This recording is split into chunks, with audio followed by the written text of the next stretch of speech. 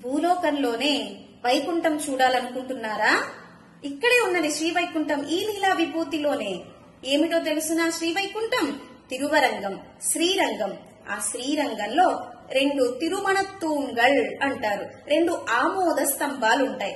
ఆ ఆమోద స్తంభాల మధ్యలో మన రంగనాథుడు పెరియ పెరుమాళ్ ఆదిశేష పర్యంకం మీద శయనించి వేంచేసి ఉంటారు.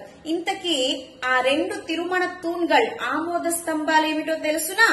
ఒక స్తంభం హ, ఇంకొక స్తంభం రి.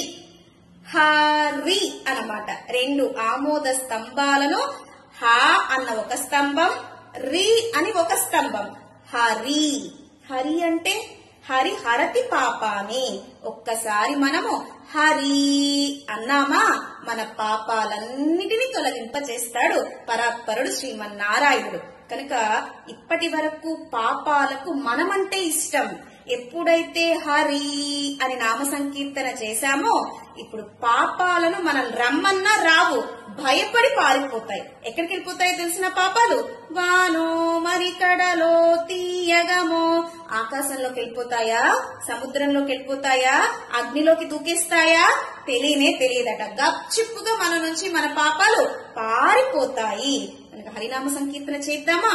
తెల్లవారుజామున మనం మేల్కునేటప్పుడు కూడా హరి హరి హరి హరి హరి హరి హరి అని 7 సార్లు హరినామ సంకీర్తన చేస్తూ లెగవాలి. లెగుద్దామా మరి అలాగే? జై శ్రీమన్నారాయణ.